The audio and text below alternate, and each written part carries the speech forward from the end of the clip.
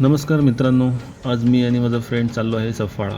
कारण तिथे जाऊन मला करायची होती एका मराठी शाळेमध्ये पेंटिंग.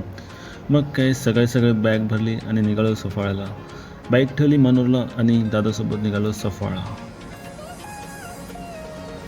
आजचं वातावरण पण खूप भारी होते.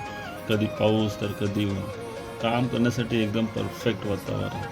अशा वातावरणामध्ये काम करायला खरंच खूप भारी वाटते. 1.5 तासाचा प्रवास करून आम्ही पोहोचलो सफाळा. तर हा आहे तो वर्ग जिथे मला पेंटिंग करायची होती. मग काय लगेच कपडे चेंज करून केली कामाला सुरुवात. कामाची सुरुवात मी बालकृष्णाच्या पेंटिंगने केली. सर्वात आधी स्केच काढला आणि मग स्प्रेनी कलर दिले. खरं तर ब्रशने पेंटिंग करायला जी मजा येते ना, ती स्प्रेने नाही येत.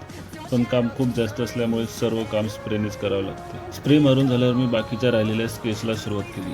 चित्र खूप लहान होती, त्यामुळे खूप कंटाळा येत होता. स्केच काढून झाल्यावर लगेच कलरिंगला सुरुवात केली. हे आहे आम्ही केलेल्या आजच्या दिवसाचं काम. काम झाल्या फ्रेश झालो आणि निघालो घरी जायला.